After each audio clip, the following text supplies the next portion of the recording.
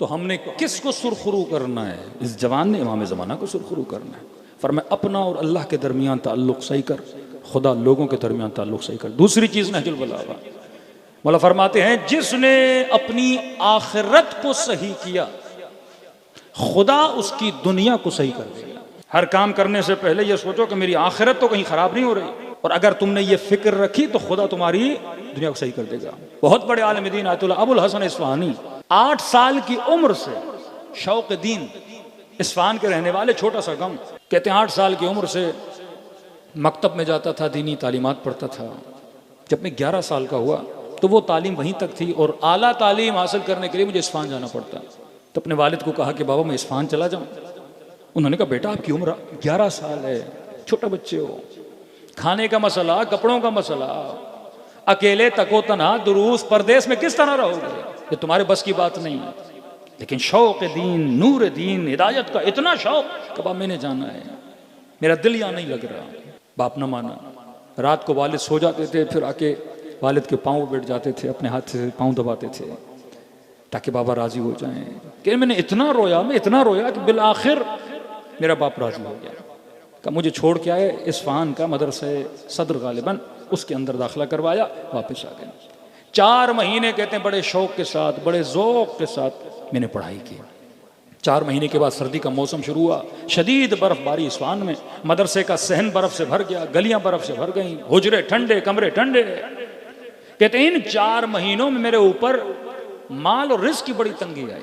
यहां तक कि कमरे में रोशनी जलाने के लिए शमा चाहिए होती थी, मोमबत्ती, गर्म कमरा करने के लिए कोयले लेने पड़ते थे। खाना मेरा खत्म हो चुका, जो बची हुई सूखी रोटी थी उस रोटी से मैं अपना गुजारा करता था। कि इसी आलम में कमरे में कांप रहा था। और इन्हीं अयाम और दिनों के दरमियान मेरे वालिद गांव से उठ के इस्फहान आ गए ताकि बेटे से जाके मिलूं। अब जैसे कमरे में आए तो कमरे में रोशनी नहीं, कमरा ठंडा पड़ा हुआ है, खाने के लिए कुछ नहीं, बेटे की आंखों के नीचे हल्के पड़े हुए हैं। कि फौरन मेरे वालिद ने डांटना शुरू कर दिया, अबुल हसन मैंने पहले ही कहा था ये तुम्हारे बस की बात नहीं है। जिद लगा दी कि मैंने मदरसे जाना है, मदरसे जाना है, मदरसे जाना है। देखो क्या हालत बनाई है, खाने के लिए कुछ नहीं, सर्दी का मसला है, बीमार पड़ जाओगे, अगर कुएं हो जाता तो हम क्या करते माँ बाप। 11 साल का बच्चा, कहते मैं हुजरे से बाहर निकला, सहन के बीच में खड़ा हो गया, आसमान की तरफ देखा, कहा ना तू अपनी आखिरत बना, खुदा तुम्हारी दुनिया बनाएगा। तो अपना मामला रब के साथ सही कर, खुदा बंदों के साथ तेरे मामलात को सही करेगा। कहते हैं मुझे बड़ा इश्क था इमाम ज़माना से। मैंने कहा मौला यहाँ आया हूँ आपके मकतब का इल्म पढ़ने के लिए, और आप लोगों ने कहा जो हमारे राह पे चलेगा उसकी मुश्किलात को हल करने का बंदोबस्त भी कौन करेंगे? हम करेंगे। आपने कहा जिसके पास इमाम है उसे घबराने की जरूरत नहीं है। आपने कहा हम वो हैं जिनका वारिस है, हम लावारिस नहीं है। मौला अब ये मेरे वालिद मुझे ले जाएंगे, लेकिन मुझे यहाँ रहना है, इल्म दीन हासिल करना है। कहते आंखों से आंसू बारिश की तरह दे रहे थे इमाम ज़माना के साथ इस्तिग़ासा इस्तिग़ासा। अचानक मदरसे का दरवाज़ा खटका, खादिम मदरसा दौड़ा दौड़ा गया, दरवाज़ा खोला, कहा अबुल हसन को बुलाओ। खादिम ने कहा बच्चे कोई किसी को काम है तुम्हारे साथ। अब मुझे कोई इस्फहान में जानता नहीं, दौड़ा दौड़ा दरवाजे पे गया, एक नूरानी वजूद खड़ा था। उसने कहा अबुल हसन तुम्हारे कमरे में मोमबत्तियाँ पड़ी हैं, ज़रा उसको गौर से देखो, पीछे बहुत मोमबत्तियाँ पड़ी हैं।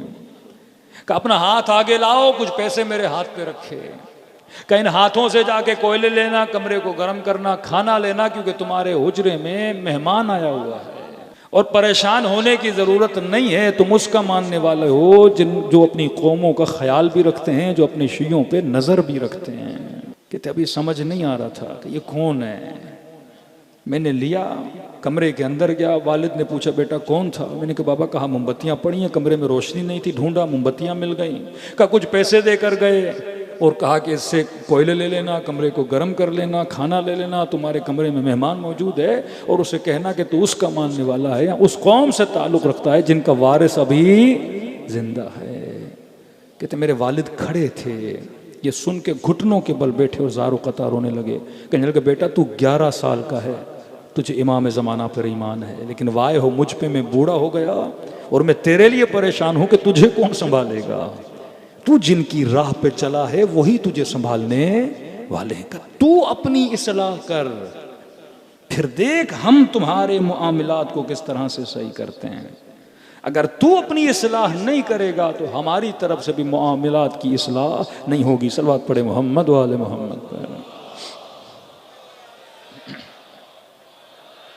फरमाया तीन चीजें अगर इंसान पैदा न करे, एक रब की मारिफत, दूसरा रब की मोहब्बत, तीसरा मोहब्बत के बाद उस अमल पे न उतरे।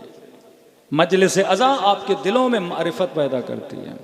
आप यहाँ क्यों आए? क्योंकि आपके दिलों में मोहब्बत थी। एक कदम इंसान पीछे है, और वो कदम कौन सा है? अमल का कदम है। अब आओ करबला में जरा देखो मोहब्बत कितनी थी। गुलाम है, नाम है जौन, गुलाम अबू ज़र, गुलाम अली, गुलाम इमाम हसन, गुलाम इमाम हुसैन। पूरी जिंदगी गुजार दी गुलामी में। बूढ़ा था, बाज रिवायात में है कि 90 साल से ज़्यादा इनकी उम्र थी। जनाब जौन हैं, जनाब सईद हैं, कुछ ऐसे असहाबे करबला हैं जिनकी उम्रें बहुत ज़्यादा हैं। इमाम की खिदमत में आए कि मौला मैं भी चाहता हूँ कि करबला में अपनी जान आप पे कुर्बान करूँ। इमाम ने देखा जौन को, बूढ़ा है, कि तुम्हारी पूरी जिंदगी हमारी गुलामी में गुजरी है, हमने तुमसे जिहाद को उठा लिया। जौन जिंदगी के आखिरी दिन है सुकून के साथ मदीने में गुजर। का मौला मेरा दिल है मैं अपनी जान आप पे कुर्बान करूँ। का जौन मैं हुसैन इजाजत नहीं दे सकता, बूढ़े हो। अब अगर गुलामी का शौक भी है तो मेरे बाद जो इमाम है वो ज़ैनुल आबिदीन है, जाके उनकी गुलामी कर। कहते खेमे इमाम ज़ैनुल आबिदीन में आए। मौला फरमाते मैंने महसूस किया कि कोई है जो मेरे कदमों पे सर रख के ज़ारो कता रो रहा है। आंखें खोलें, क्या देखा? जनाब जौन, इशारा किया ऊपर आइए। कदमों को जमा किया इमाम ने। क्या मसला है? कि आपके बाबा से इसने जिहाद मांगा लेकिन इजाज़त नहीं दे रहे, कह रहे हैं कि हमने जिहाद उठा लिया आखिरी ज़िंदगी का। जब बाबा खुद जिहाद का फरीज़ा उठा रहे हैं तो आप क्यों जाना चाहते हैं? का मौला वो गुलाम कैसा जो अच्छे वक्तों में साथ रहे, बुरे वक्तों में साथ छोड़ दे। आप सिफारिश करें। मिलता है इसने एक जुमला का मौला कहीं ऐसा तो नहीं मुझे इसलिए नहीं भेजा जा रहा कि मेरा रंग काला है। इमाम हुसैन से सिफारिश की इमाम ज़ैनुल आबिदीन ने, और जैसे अबा अब्दुल्लाह को पता चला, इसने कहा मौला कहीं ये वजह तो नहीं है कि मेरा रंग काला है, क्योंकि अरब हबशी गुलामों को बहुत कम समझते थे। इसने जैसे कहा मौला मेरा रंग काला इस वजह से तो नहीं कहते। अबा अब्दुल्लाह हुसैन ने अपनी बाहों को फैलाया कि जौन मेरे सीने से लग जा। वो और हैं जिनके यहाँ रंग देखा जाता है, हम और हैं जिनके यहाँ किरदारों को देखा जाता है। यहाँ रफ्तार देखी जाती है, रंग नहीं देखा जाता। कहा मैं तुझे इजाजत देता हूँ। कहते इतना बूढ़ा था, मौला इसे घोड़े पे सवार कराना चाहते थे लेकिन इसके कदमों में ताब ताकत नहीं थी कि घोड़े पे बैठ सके। कहा मौला कोई मसला नहीं, मैं पैदल जाऊंगा। कमर झुकी हुई, कस के कमर पे कपड़ा बांधा, हाथ में नेजा और तलवार लिया और वसत मैदान में गया। ऐ लश्कर यजीद, मैं गुलाम हुसैन इब्न अली हूँ, मैं उनका गुलाम हूँ जिनके यहाँ मौत का कोई खौफ नहीं होता, जो जिहाद पे फख्र करते हैं। इब्न साद को खबर मिली कि ये कौन है बूढ़ा जो आवाजें दे रहा है, रजस पढ़ रहा है, ललकार रहा है। का गुलाम हुसैन है। का अमीर एक तीर की मार है, एक नेजे की मार है, जरा इजाजत दें इसे मार दें। इब्न साद का तू इस गुलाम को नहीं जानता, मैं जानता हूँ। इस घर का बच्चा बच्चा जौन से मोहब्बत करता है, इसने सबको अपने घुटनों पे बिठा के बड़ा किया है। का अमीर फिर करना क्या है? का इसे इस तरह मारो कि मैं हुसैन का तड़पना देखूं। तीर का नहीं, तलवार का नहीं, नेजा का नहीं। अमीर फिर कैसे मारे?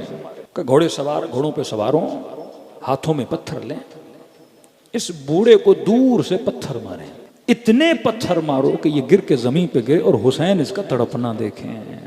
तारीख़ करबला लिखती है जनाब जौन को इतने पत्थर मारे गए, ये जख्मी होकर जमीन पे गिरे। चंद ऐसे असहाब हैं जिनके जनाजों पे अबू अब्दुल्लाह गए, हर सहाबी के बदन पे नहीं गए। उनमें से एक का नाम है जनाब जौन।